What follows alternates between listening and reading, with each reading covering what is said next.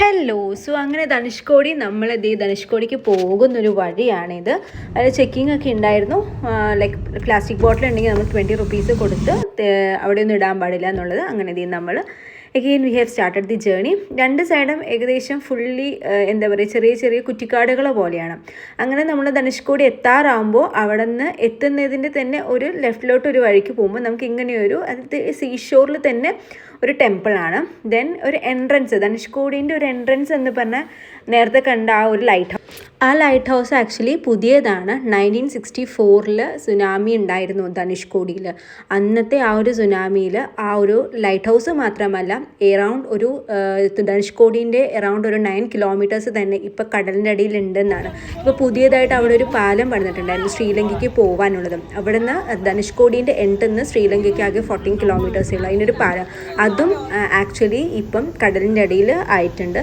നമുക്ക് ഇവിടെ തന്നെ കുറേ കാര്യങ്ങൾ പർച്ചേസ് ചെയ്യാനൊക്കെ കിട്ടും. ഫുള്ളും ഈ ഷെല്ലിലുണ്ടാക്കി ഭയങ്കര ഭംഗിയാണ് കാണാൻ, എല്ലാം കാണാനായിട്ട്. പിന്നെ ഞാനിങ്ങനെ ഞാൻ ബേസിക്കലി ഒരു സീ ലവർ ആയതുകൊണ്ട് ഞാൻ ഭയങ്കര എൻജോയ് ചെയ്യായിരുന്നു. പിന്നെ നമ്മൾ അവിടെ റോഡ് സൈഡിൽ നമുക്ക് കുറേ ഫിഷിൻ്റെ സ്റ്റോൾ കാണാൻ പറ്റും. സോ ഞാൻ ബേസിക്കലി ഫിഷ് കഴിക്കാത്തതുകൊണ്ട്, പിന്നെ ജോബ് കഴിക്കുന്നതുകൊണ്ട് നമ്മൾ അവിടെ നിന്ന് കയറി. ഫ്രഷ് ഫിഷാണെന്ന് അവർ പറഞ്ഞത്.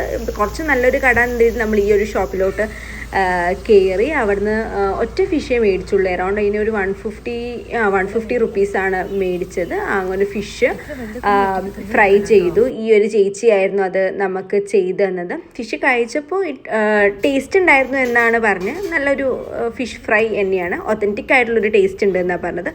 അങ്ങനെ അത് കണ്ടിട്ടാണ് നമ്മൾ അവിടുന്ന് നേരെ പോയത്. ലൈക്ക് ധനുഷ്കോടിൻ്റെ ഇത് ഗോസ്റ്റ് ടൗൺ എന്ന് അറിയപ്പെടുന്നൊരു പ്ലേസാണ്. ഇതും സെയിം 1964 ആ ഒരു സൈക്ലോണിൽ തകർന്നു പോയത്. ഒരു ചേർച്ചാണ് ആക്ച്വലി. ഇവിടെ ചേർച്ചും ഹോസ്പിറ്റലും സ്കൂളും പോസ്റ്റ് ഓഫീസും എല്ലാം ഉള്ളൊരു ബ്യൂട്ടിഫുൾ പ്ലേസ് ആയിരുന്നു.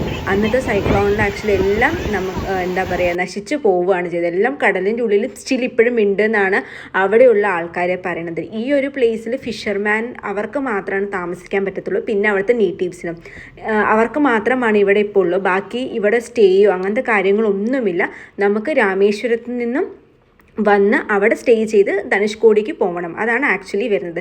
ഇതെല്ലാം അവിടുത്തെ സ്കൂൾസും അതുപോലെ തന്നെ ഈ കാണുന്നതെല്ലാം അവിടെ ആ ഒരു സൈക്ലോണിന് ലെഫ്റ്റ് ഓവർ ചെയ്ത എന്താ പറയുക, ബാലൻസ് മെമ്മറീസ് ആണ് ആക്ച്വലി ഇവർക്ക് ഇതെല്ലാം.